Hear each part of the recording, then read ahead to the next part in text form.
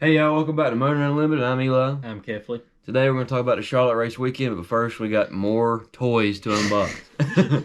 We're Let's start with yours. addicts. Yeah. So I found this really cool John Wayne and Dale Earnhardt diecast. I don't think it was actually raced. I've tried researching it. There's not a lot of information on it.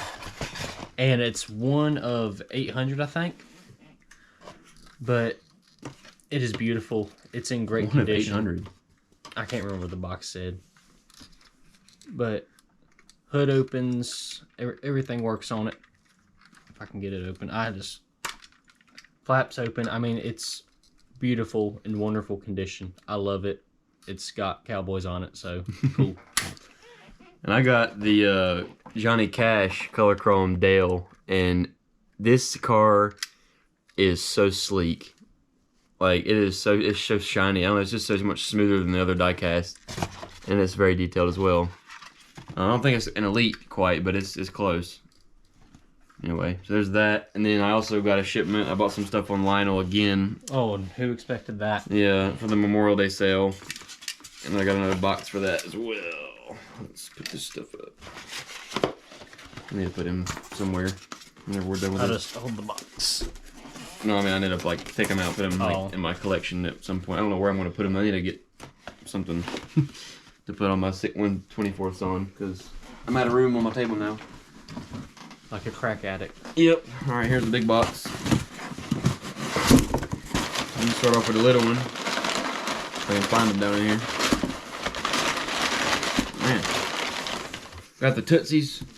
And that is a bar in Nashville. Tootsie's number 99 Suarez car. Which he just won this past weekend. Yeah, he won this past weekend. So, and I figured out he's a really cool guy, so I wanted to get his car. I didn't want to wait for his win car. I didn't want to wait, because that's gonna be here like next year. So I didn't want to wait that long. So I'm like, I'll just get an old Suarez car. Then I got this Sam Mayer JR Motorsports number 1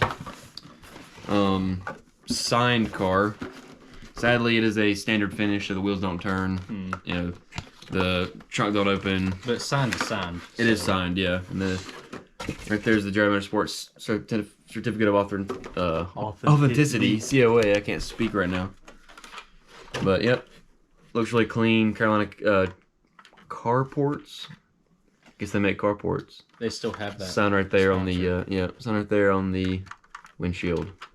Only the hood opens. So that's it. And wheels don't turn, sadly, but it's still nice. And I got it for like $45, so it's pretty good for a signed car. What did you get this on? Lionel? Okay. Yeah. Your Harvick's gonna come in, I think, 2 days from now. All right. Maybe Saturday, I think. So Now we get on to important business. the Charlotte race weekend. It was a historic weekend because you go with that box right there, buddy? Yeah, it's very complex. Yeah. It's got 3 sides. 3 sides, yeah. And the bottom one wasn't. Where I come from, they only have 2. Yeah, where you come from, they don't have boxes apparently. Yeah. Um, Y'all should have seen me last week trying to put the 164th back together. It would not go. Anyways, historic weekend. All 3 series were not able to complete the race. It's never happened before. Something very unique.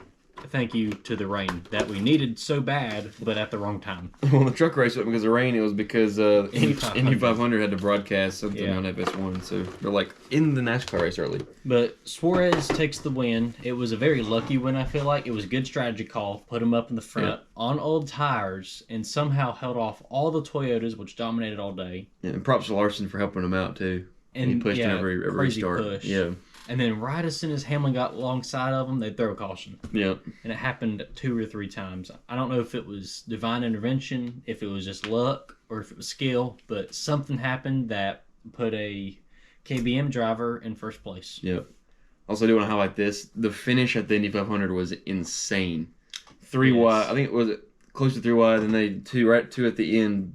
Closest Historic. Indy 500. Yeah, historically the closest ever Indy 500 to. I tried watching that race. I about fell asleep halfway through. It was good action. Open wheel racing's kind of weird, but Mm-hmm. they turn right most of the time. So, Sometimes. but this was on not this oval, time. so Catherine Legg. Rectangle. She completed the Coke 600, but unfortunately was not able to complete the Indy 500. She still ran more miles than Larson did in his attempt for the double. So I was kind of rooting for her. Yeah, I wanted, and see that wreck in the Indy 500. It wasn't her fault completely. Yeah, that guy spun out and smacked the wall right in front of her. So maybe she could have reacted earlier. Maybe he could have locked down his brakes and not rolled back up the track. It's a whole lot of what ifs. Because he was originally going down. She's like, okay, I'll just go high, and then he rolled right back up the track. She's like, well, crap. So then she popped it. If I had to choose between killing a guy and hitting a wall, I think I'd rather go for the wall. And that was a pretty hard hit she had too. She walked out of it. So but. Props to her for attempting it. She might try it next year. She did better than Larson. So and Larson can drive anything. So supposedly. Toyotas, they dominated all weekend. I mean, well, not all weekend, but all race for the Coke 600. It was just Bell, Hamlin, and Briscoe Reddick just fighting back and forth. Briscoe got a tough break though. Got into Chris Buescher threw a late block. Mm-hmm. I was about to throw something on my TV. He nailed that wall hard. Yeah. I'm like, oh, Kefley's throwing something at the TV. Cindric and Zilich, though, they had a crazy hit. I'm going to clip this in right here for y'all to watch. Yeah, it was very unique. Well, he just spin out on his own. I can't tell if the car behind Cindric got into him or not, but he got super loose. Yeah. I don't know if it was on his own. The replay didn't really show it. Yeah, and then he comes down the track and just nails Zilich's quarter panel and sends him flying. Here's the difference. On Prime, we got to see that there was actually something that happened. Fox, they'd be screaming about it, and we were watching first place. We would have missed the wreck, and they wouldn't have had any cameras on it to even catch the daggone thing. So, props for Prime there. Zane Smith has been impressing me, though, here lately. Yeah. He's consistently up, maybe at least top 20 usually. Yeah, he finished 10th this weekend. He led, I think, 10 or 12 laps. I mean, very impressive for a front row motorsports car. You don't see that a lot from them, but I'm starting to slowly become a front row fan. Yeah. Because they're dominant. I know you like Noah Gragson. Noah Gragson's hilarious. I know he's not the best at driving, but he is the funniest guy ever. He's a good old boy. Austin Dillon had a rough weekend. Yeah. Car was already damaged. He about made it to the end. Yeah. And then malfunction of some sort on the car just nailed it to the wall. It's like, man. And that's the thing. I like the RCR cars. I just wish that they could run better. But it was an interesting race. Yeah. Having 4 stages definitely allowed some drivers to get more stage points, like my man Briscoe. Mm-hmm. But I felt like there was enough action because the Toyotas, I know all you Chevy fans are like, oh, but he was awful. The Toyotas did have good fights. I mean, it wasn't like one just led the whole thing. They were back and forth. It was some interesting battles, interesting conflicts, and the guy that won, I'm happy with it because it was a Kyle Busch driver. Yeah. So, KBM. And there is a theory. Not a full hat theory.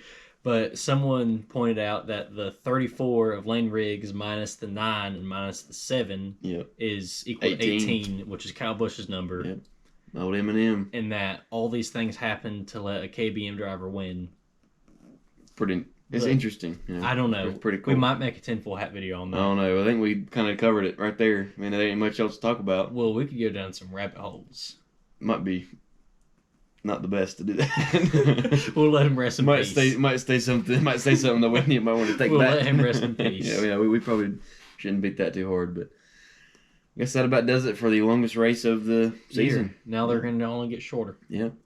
Well, we'll see y'all next time. Yeah.